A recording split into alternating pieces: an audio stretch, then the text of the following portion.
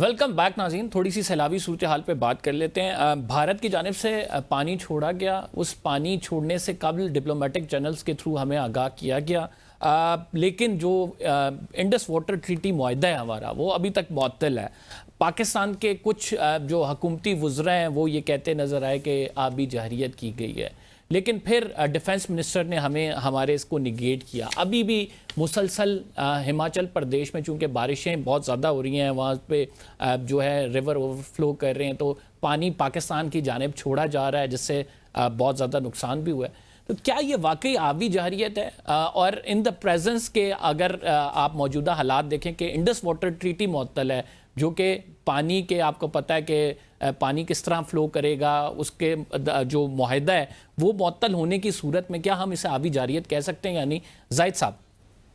جی بالکل آبی جہریت ہے, let there be no doubt. اور اگر آپ کو یاد ہوگا کہ ابھی ہم نے کچھ عرصہ پہلے ان کے ایک لیفٹیننٹ جنرل ہیں, کمانڈر 15 کور رہے ہیں, ان کا ایک انٹرویو اگر آپ نے دیکھا ہو, آپ کی نظر سے گزر اور سوشل میڈیا بہت وائرل ہوا, وہ ایگزیکٹلی یہی ٹیکٹس بتا رہے ہیں کہ ہم انڈیا کیا کرے گا پاکستان کے ساتھ, کہ ہم پانی روکیں گے اور یہ جو برسات کا موسم آگا اس میں ہم پانی چھوڑیں گے.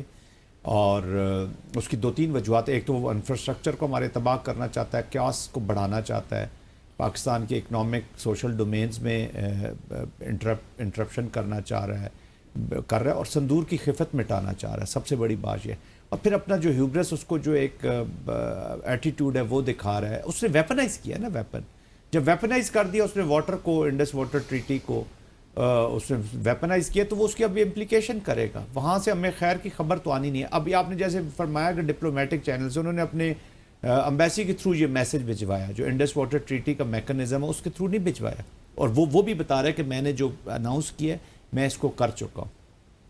تو یہ چیزیں تو آگے بڑھتی بھی چلی جائیں گی. میں اس لیے اس تھریٹ کے بارے میں بات کر رہا ہوں کہ ہم نے رسپانس انڈیا کو تو دینا ہی دینا ہے, لیکن جو ہمارے انٹرنل اپنے جو نیسیسری سیف گارڈز ہیں پانی کی کنزرویشن میں, پانی کے ضرورت جو ہمیں پڑے, کیونکہ جب ہماری فصلیں آئیں گی, جب ہمیں ربی اور خریف کی فصلوں کے لیے پانی کی ضرورت ہوگی, تو ان دنوں میں پانی کو وہ روکنے کی کوشش کرے گا. اچھا, اب اس نے اپنی ایک ول شو کر دی ہے ٹو ڈائیورٹ دا واٹر. اب اس میں ٹیکنیکلٹیز میں جائے بغیر, we are a military persons, ہم تو سیدھی بات ابھی ٹیکنیکلٹیز میں نہیں جا سکتے, لیکن دشمن نے اپنی ول شو کر دی ہے. دشمن نے اپنی کیپیسٹی شو کرنے کی کوشش کی, اپنی کیپبلٹی شو کرنے کی کوشش کی ہے. تو ہمیں یہ گرانٹ لے لینا چاہیے کہ وہ اگر کرے گا تو ہم نے نیسیسری سیف گارڈز کیا لینے ہیں. اب اس میں انٹرنل بھی ہے, yes what we can do, internal بھی چیزیں کرنے والی ہیں کہ اگر ہمیں ڈیمز کی اور ضرورت ہے, ہمیں پانی کنزرویشن کی ضرورت ہے, اپنی گورننس واٹر مینجمنٹ کی بہتر کرنے کی ضرورت ہے.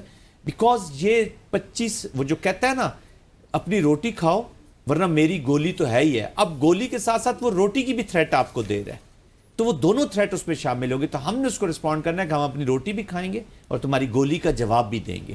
تو that is how the nation has to work. ابھی ہمیں وی ول ہیو ٹو, اس طریقے سے آپ پاکستان کو گورن نہیں کر سکتے کہ آپ چیزوں کو کارپیٹ کے نیچے کرتے جائیں. لیکن یہ آپ کی بڑی امپورٹنٹ بات ہے خالد صاحب, لیکن جب پاکستان میں ریزروائرز یا ڈیم بنانے کی بات آتی ہے تو اس پہ تو سیاست نہیں ہوتی. ہم کالا باغ ڈیم دیکھیں تو اس کے متعلق جو ہیں 2 بیانات آئے, اس کے بعد پھر ایک نئی ڈیبیٹ شروع ہو گئی. تو ہمارے ہاں جب تک یہ سیاست چلتی رہے گی ایسے معاملوں پر, تو آپ سمجھتے ہیں کہ ہم دشمن کو بھرپور جواب دے پائیں گے؟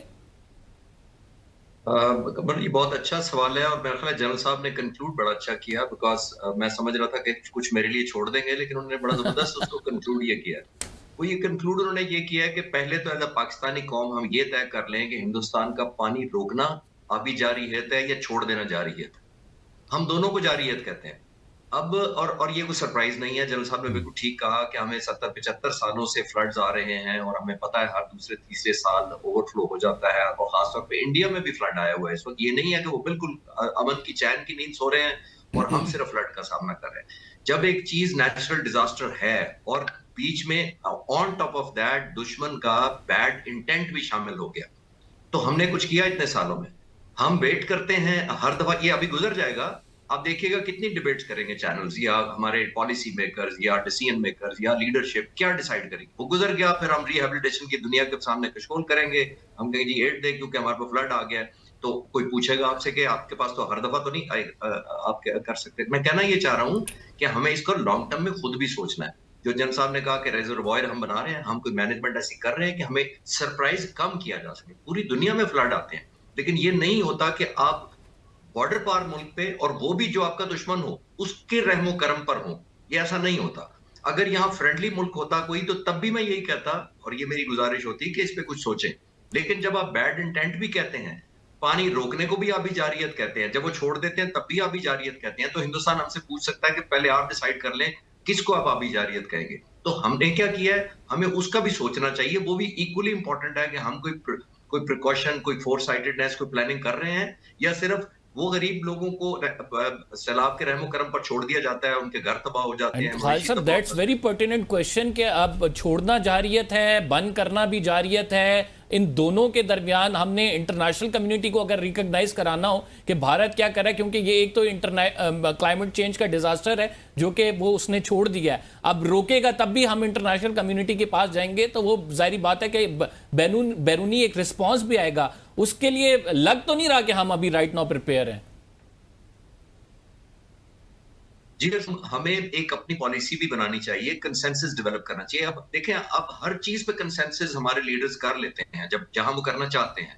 پولیٹیکل ہو, ایک گورنمنٹ کی فارمولیشن ہو, گورننس کے بارے میں ہو, پریویلیجز یا براعات بڑھانی ہو, سارے کنسنسس آپ دیکھیں ایک دم ہو جاتے ہیں. تو آیا جس میں غریب کے سٹیک ہیں, انڈر پریویلیج ہمارا جو سوسائٹیز یا سیگمنٹس آف سوسائٹیز ہیں ان کے ہیں, کیونکہ جب بند ٹوٹتا ہے تو وہ میرے گھر کی طرف نہیں پانی آتا, وہ ان غربا کی طرف جاتا ہے جو پہلے ہی انڈر پریویلیج ہیں, ان کے سٹیکس زیادہ نہیں ہیں. تو ہم نے ان کو شامل رکھنا ہے کہ ہم نے آپ کی بہتری کے لیے بھی سوچا ہے. میرا یہ ماننا یہ ہے کہ ہمیں لانگ ٹرم پلاننگ کرنی چاہیے, تاکہ جب ہم ڈونرز کے پاس بھی جائیں, اگر کرائسس ہو بھی جائیں تو ہم کہہ سکیں کہ ہم نے یہ پلان کیا ہے. اگر کوئی باہر کا ڈونر پوچھے کہ آپ نے کیا کیا ہے, تو ہم کیا کہیں گے کہ ہم نے 70-75 ڈیم بن رہے ہیں. میں کریڈٹ نہیں میں یہ نہیں کہہ رہا کہ زیرو ہے, کچھ بھی نہیں ہوا, لیکن کنسنسس جہاں پہ کوئی ٹیکنیکل لوگ دے سکتے ہیں, چاہے وہ ورلڈ بینک سے ہیلپ لیں, کسی اور سے پوچھ لیں کہ جی ہمیں کیا کرنا چاہیے, تو جو کہتا ہے ہم سب کو کنسنسس ڈیولپ کر لینا چاہیے. ٹھیک. نوید صاحب, آپ کی جانب بڑھوں گا. The other day I was listening your interview, آپ کا ٹائم گزرا ہوا ہے کوئی جنرل عاصم منیز کے ساتھ. سپہ سالار کا کیا ویژن ہے؟ مطلب ایک ہوتا ہے نا کہ بندہ ذرا ٹائم کسی کے ساتھ گزرے, اس کی پرسنالٹی کو بھی جج کر لیتا ہے, اس کے ویژن کو, اس کی سینس کو.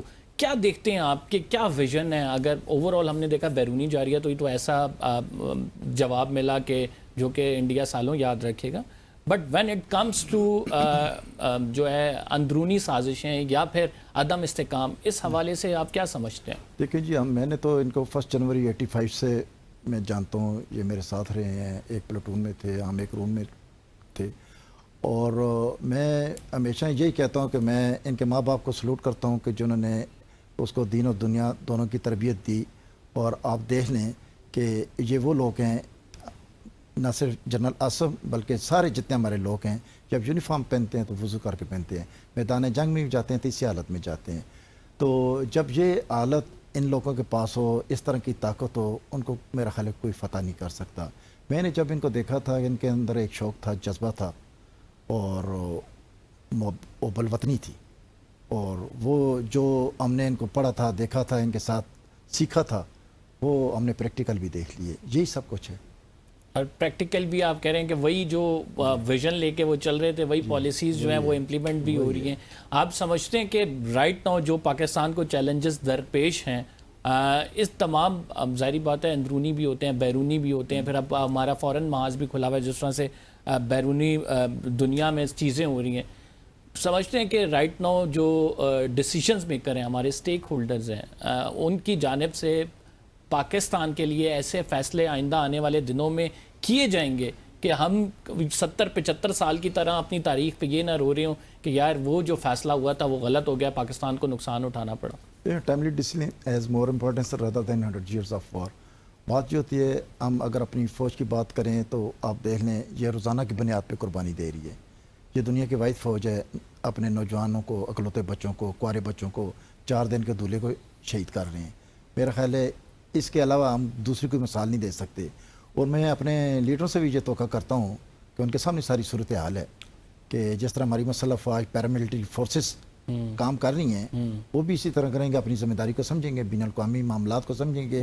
اب آپ دیکھ لیں کہ پاکستان کا معیار کتنا بلند ہو چکا ہے اور دنیا جان چکی ہے. امریکی صدر کہہ رہے ہیں کہ پاکستانی ذہین بھی ہیں اور پاگل بھی ہیں.